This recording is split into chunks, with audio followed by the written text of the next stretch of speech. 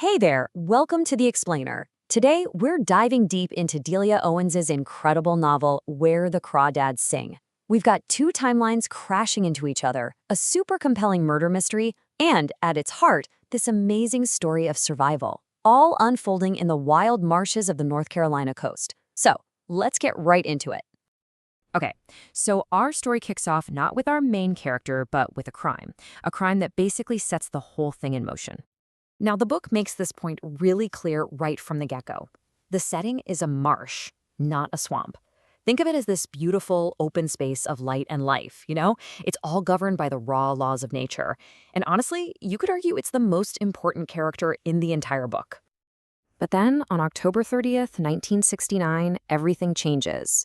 You've got these two local boys just biking through this really remote area, and they stumble upon something pretty grim right at the base of this old, rickety fire tower. It's the body of Chase Andrews. Now, Chase is a big deal in their small town of Barkley Cove, the golden boy, the star quarterback. And the sheriff, Ed Jackson, he gets to the scene and is just completely stumped. I mean, there are zero signs of a struggle. But here's the really weird part. There are no footprints in the mud. None, not even Chase's own.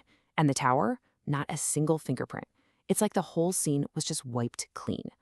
So, right away, you're asking the big question, how does a man fall 60 feet from a fire tower and leave zero evidence behind? No tracks, no prints, nothing. Was this some freak accident, or are we looking at the perfect trackless crime? And that question, it hangs over everything. To even begin to find the answer, we've got to jump back in time. All right, to really get this mystery, we're winding the clock back 17 years, all the way to 1952. This is where we finally meet the person who's at the absolute center of this whole thing, a little 6-year-old girl named Catherine Danielle Clark, but everyone just calls her Kaya. Kay's entire childhood is just one act of abandonment after another. First, her mom walks out, escaping an abusive husband but leaving the kids behind. Then, one by one, her older brothers and sisters take off. And finally, her violent alcoholic father just disappears.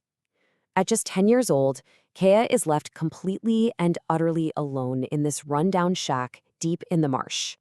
And the people in the nearby town of Barkley Cove, they are just awful to her. They shun her, they call her the marsh girl, they spread these rumors that she's half wild, part wolf or something. So, with literally no one else to turn to, she looks to the marsh itself to learn how to survive.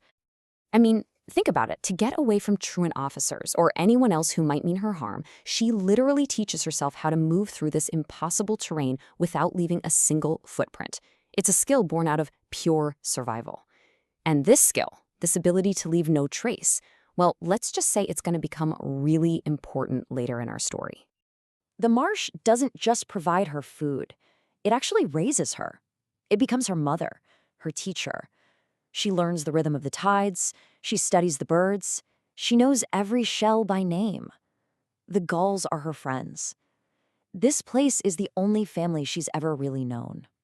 So as Kaya gets older, she grows into this incredibly resourceful but very isolated young woman. And that's when two very, very different guys from town find their way into her world. And both of them offer her this human connection that she is just desperate for. First up is Tate Walker. He's kind, he gets her love for nature, and he does something amazing. He teaches her how to read. I mean, this just opens up the entire world for her. He promises he'll come back for her, but he goes off to college and doesn't. And this just cements that deep-seated fear she has that everyone eventually leaves. Then, years later, along comes Chase Andrews. Yep, the same guy from the fire tower. He's the town's big shot. He offers her excitement, passion, but it's all a big secret. And the whole time, he's betraying her by being engaged to somebody else. Okay, so let's jump back to our 1969 timeline. The investigation into Chase's death is heating up, and they are quickly zeroing in on one and only one suspect. And can you guess who that is? Yup. With their secret relationship now coming to light, all that old prejudice comes bubbling to the surface. The marsh girl becomes the only person they're looking at. But here's the thing. The sheriff's case is, well, it's pretty flimsy.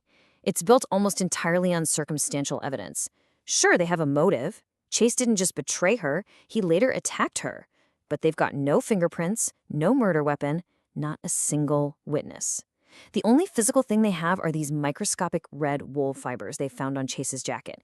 And those fibers, they look like they could be a match for a red hat that Tate gave her years ago, one that they found in her shack. So this is it. The two timelines, Kaya's whole life of survival and the murder mystery, they finally crash together at her trial. But the biggest secret of all, the real answer to that perfect trackless crime, that doesn't come out for decades.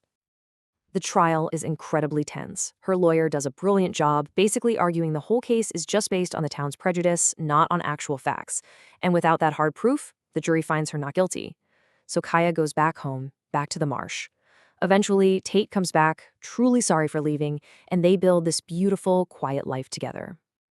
But the story isn't over. The real truth about what happened to Chase Andrews doesn't come out until many, many years later. After Kaya passes away peacefully in her boat at the age of 64, Tate starts going through all of her things, her incredible collection of shells, feathers, and all her writings. And that's when he finds it, a hidden spot under the floorboards. Inside is a box with her secret poems. He starts reading one called The Firefly, and it's chilling. It's all about a female firefly luring a male to his death, and then, tucked away right under that poem, he finds it, the one thing that solves everything. It's the unique shell necklace Kaya made for Chase, the one he was always wearing, the one that was missing from his body. And right there, that necklace is the smoking gun. It's the undeniable proof. Kaya, who was raised by the marsh, used every lesson it ever taught her about survival. She planned and pulled off the perfect, untraceable crime to get rid of a predator and guarantee her own safety. Which leaves us with this huge, provocative question that the book wants us to wrestle with. When you're cornered, when you're facing this ultimate threat from someone who just won't leave you alone, where do you draw the line between justice and survival? Was what Kaya did murder? Or was it just the natural, logical conclusion for a creature of the wild who was cornered one too many times? Is it about right and wrong? Or, as the book suggests, is it just simple math?